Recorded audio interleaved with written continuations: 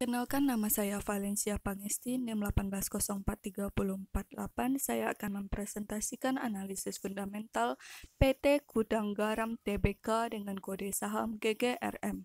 Kegiatan usaha PT Gudang Garam Tbk bergerak di bidang usaha produsen rokok kretek. Segmen usahanya di Indonesia, sumber income-nya dari penjualan rokok, kasus hukumnya tidak ada.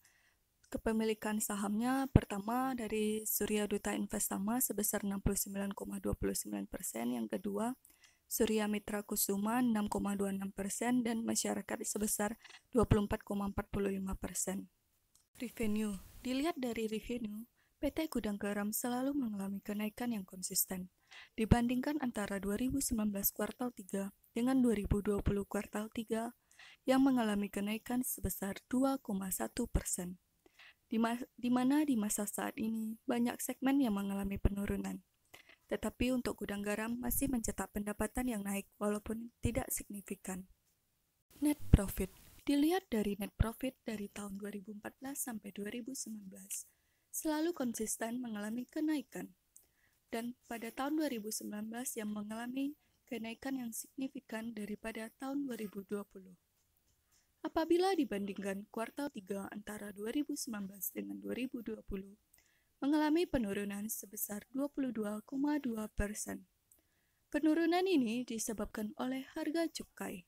Dari segi aset, juga cukup konsisten mengalami kenaikan, tetapi di tahun 2019 ke 2020, mengalami penurunan sebesar 2,2%.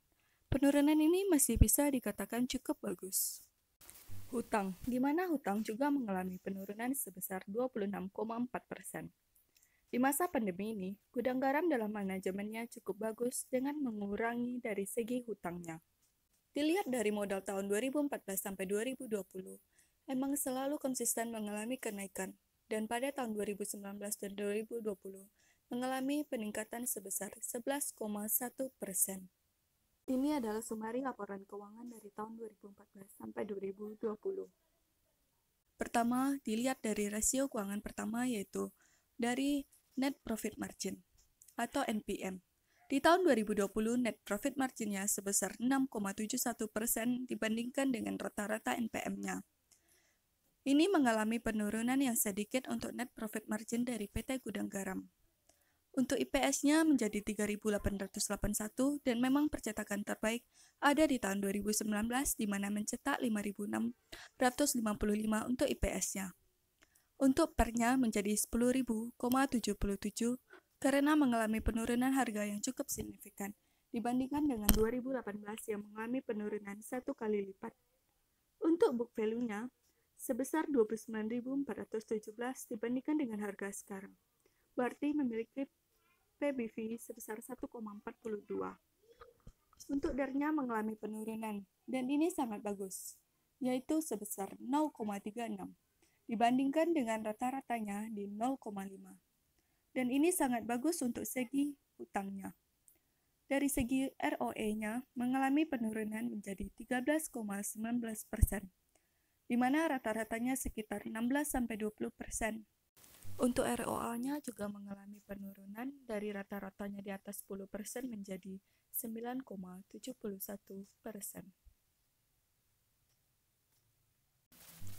Kesimpulan yang pertama terkait produk dan jasa, menurut saya memberikan status oke karena dilihat mampu bertahan 5-10 tahun ke depan. Yang kedua, KCG-nya juga berstatus oke karena tidak ada kasus hukum, dan dari pemegang saham pengendali memegang saham lebih dari 50% saham. Yang ketiga, revenue juga berstatus oke karena mengalami peningkatan. Dan untuk net profit juga berstatus oke walaupun mengalami penurunan sekitar 20-30%. Tetapi ini masih sangat wajar karena ada kenaikan cukai di tahun 2019 dan di masa pandemi penurunan tidak mencapai 50%. Aset statusnya oke karena penurunan disertai dengan penurunan yang cukup signifikan pada liability-nya. Pada book value statusnya 0, dan di sektor diberi status WNC karena belum dikeluarkan pengumuman cukai rokok.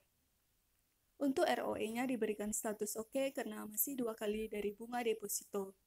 Untuk MOS-nya berstatus oke karena masih dalam kondisi yang positif. Untuk dividen diberikan status oke karena dalam 5 tahun terakhir, GGM ini selalu membagikan dividennya, kecuali di tahun 2019. Untuk kesimpulannya yaitu 10/11 di mana WNC ditunggu sampai berita terkait cukai ada.